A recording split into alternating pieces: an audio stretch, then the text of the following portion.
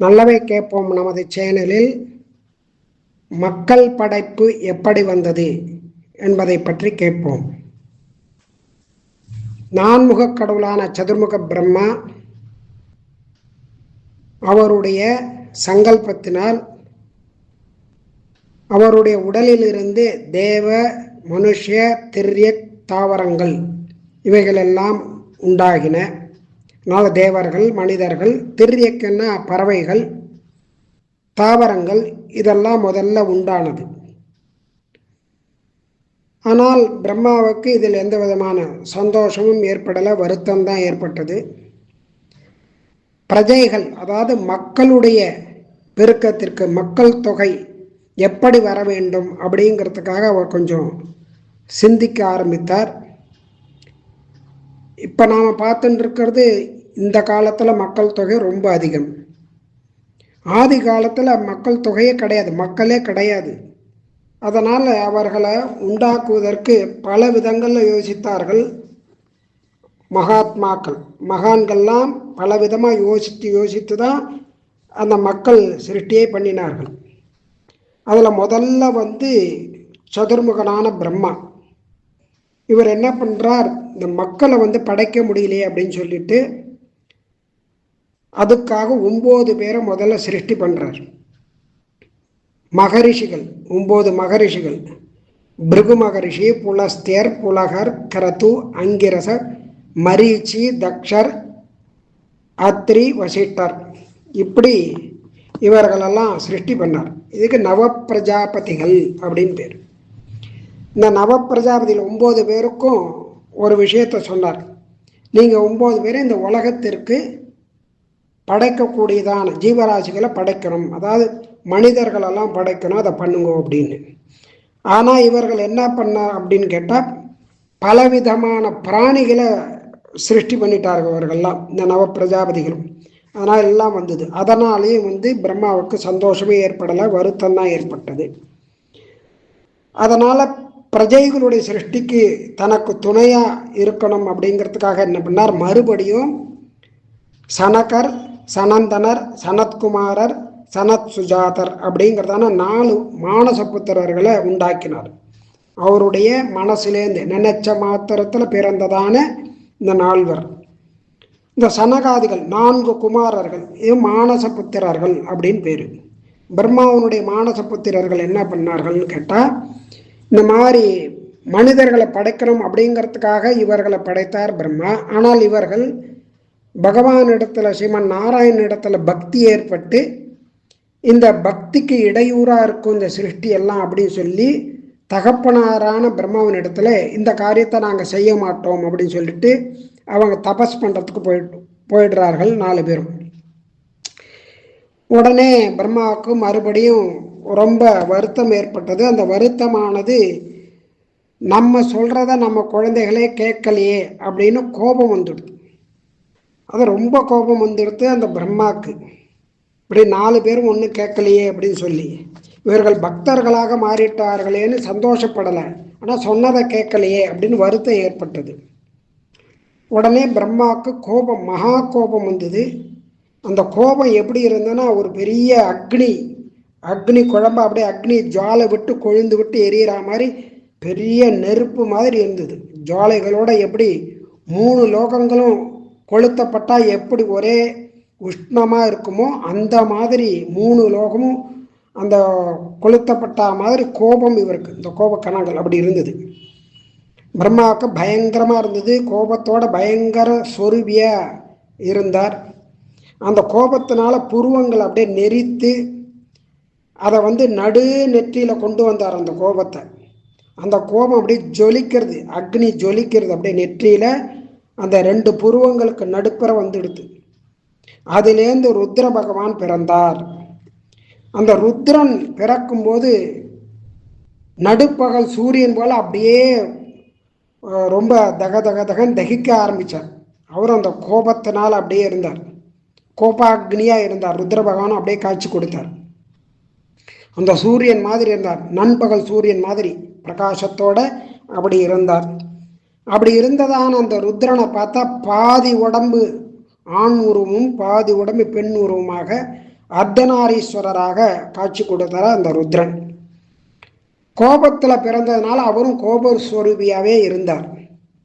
இப்படி ஆண் உருவம் பெண் உருவம் ரெண்டையும் பார்த்ததான சதுர்முகன் உன்னுடைய உடலை ஆணாகவும் பெண்ணாகவும் தனித்தனியாக பிரித்து வை அப்படின்னு சொன்னார். அவர் ரெண்டா பிரிச்சுட்டார். ஆண் உருவம் ஒன்று, பெண் உருவம் உண்டு அப்படின்னு. புருஷ உருவம் அது 11 உருவமாக மாறித்து. ஸ்திரீ உருவமானது பல ரூபங்களாக மாறித்து. இப்போ ஆணும் பெண்ணும் ரெண்டும் இப்படி சேர்ந்து இருக்கும்போது இப்போ உடனே நான்முகன் சொல்கிறார், நீங்கள் பிரஜைகளை உற்பத்தி பண்ணுங்கோ அப்படின்னு சொல்லிட்டார் அவர். இப்போ நான்முகனுக்கு இது ஒரு சந்தோஷம், 2 ஆணும் பெண்ணும் தனித்தனி 6 உருவங்கள் கிடைச்சிருத்து அப்படின்னு. அதுக்கப்புறம் தன்னுடைய உடல்லேருந்து ஸ்வயம்பு மனு அப்படிங்கிற சிருஷ்டி பண்ணார் பிரம்மா. அதனுடைய மனைவியாக சதரூபை அப்படிங்கிற பெண்ணையும் படைத்தார். அந்த சதரூபங்கிற பல காலம் தபஸ் பண்ணி எந்த விதமான குற்றமும் இல்லாமல் தோஷம் இல்லாதவளாக குணவதியாக இருந்தார். அவள் ஸ்வயம்புவிற்கு பத்னியாக இருந்தார். இருவரும் தம்பதிகளாக ஆனார்கள், கணவன் மனைவியாக. இப்படி இவர்கள் இருவரும் ஆதி காலத்தில் இப்படி பிறந்ததுனால இவர்களுக்கு தப்போ நிர்தூத கல்மஷாம் அப்படின்னு தபஸ்னால குற்றமில்லாததான சதரூபையும் ஸ்வயம்புவ மனுர் தேவகா, ஸ்வயம்புவோ மனுகு தேவகா அப்படின்னு இந்த ஸ்வயம்புக்கு தேவன் அப்படின்னு பேர். அப்படி 2 பேரையும் அந்த புராணமானது எடுத்து காமிக்கிறது. இப்போ ஆண்களும் பெண்களும் சேர்ந்து மக்களை பிரஜைகளை உண்டாக்குவது அப்படிங்கிறது தொடங்கி தப்பையிலேருந்து தான். இப்போ ஸ்வயம்பு மனுவிற்கும் சதரூபை அப்படிங்கிறவருக்கு பிரியப்பிரதன் உத்தானபாதன் அப்படின்னு 2 பிள்ளைகள் பிறந்தார். பிரசூதி ஆகூதி என்ற 2 பெண்களும் பிறந்தனர். 2 பிள்ளைகள் 2 பெண்கள். அந்த பெண்கள் இருவர்களும் ரொம்ப அழகாக யௌவனமாக சௌந்தரியத்தோடு இருந்தார்கள். அவர்களில் பிரசூதி அப்படிங்கிறவளை தக்ஷன் விவாகம் செய்து கொண்டான். ஆகூதி என்பவளை ருச்சி என்பவன் விவாகம் செய்து கொண்டான். அதான் ஸ்வயம்பு மனு இவர்களுக்கு விவாகம் செய்து கொடுத்தார். ருச்சி என்பவன் ஆகூதியினிடத்தில் யக்ஞன் அப்படிங்கிறதான ஒரு மகனை பெற்றெடுத்தான்.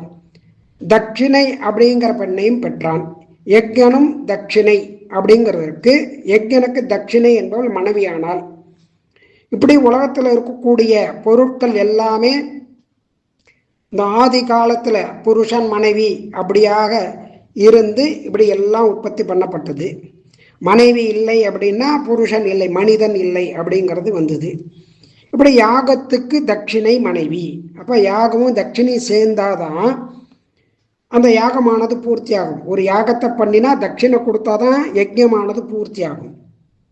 இப்போ ஸ்வயம்பு மன்வந்தரம் அதில் யாமர்கள் அப்படிங்கிறதான யாமர் அப்படிங்கிற பெயரை உடையதான தேவர்களாக விளங்கினார்கள். அதாவது யாகமும் தட்சிணையும் சேர்ந்து 12 பிள்ளைகளை பெற்றார்கள்.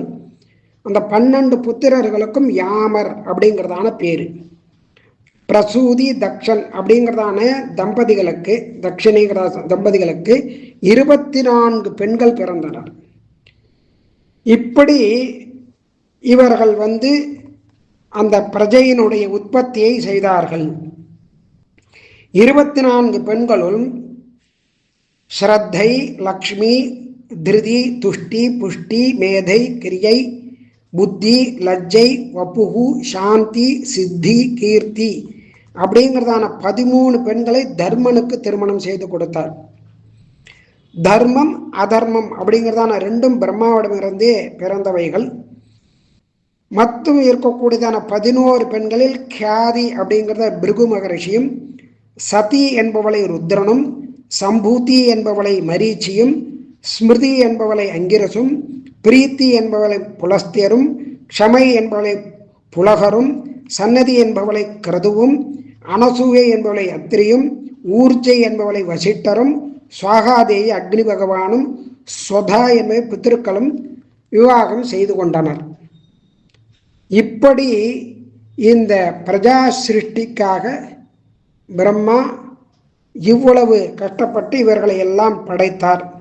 இப்படி ஒவ்வொரு ரிஷிகளுக்கும் இந்த பத்னிகள் ஏற்பட்டு இப்படி பிரஜை சிருஷ்டியானது இப்படி ஆரம்பமாச்சு. தர்மனுக்கு 13 மனைவிகள்.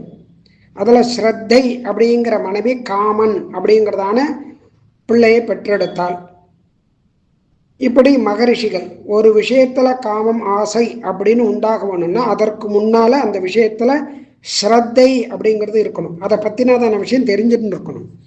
அதனால ஒரு விஷயத்துல ஸ்ரத்தை உண்டாருது அப்படின்னா அதுக்கு பிறகு அந்த விஷயத்துல காமம் உண்டாகும். அதனால் முதல்ல இருப்பது தாய், அப்புறம் புத்திரன், தாய் புத்திரன் அப்படின்னு சொல்லப்படுறது. அப்புறம் லக்ஷ்மி அப்படிங்கிற, லக்ஷ்மினா சம்பத் ஐஸ்வர்யம்னு பேர். அதுக்கப்புறம் தர்ப்பம் அப்படின்னா செருக்குன்னு பேர். அந்த லக்ஷ்மி அப்படிங்கிறவள், அதாவது ஐஸ்வர்யமானது, தர்ப்பம் அப்படிங்கிறதான பிள்ளையை பெறுகிறாள். அப்போ செல்வம் இருந்தால் தானாக செருக்கு வந்துடும். இப்படி பல வகையான பண்புகள் தாயாகவும் சேயாகவும் இருப்பது தான் இந்த பிரஜா சிருஷ்டியில பிரதானமாக கூறப்படுகிறது. மற்றவை நாளை கேட்போம்.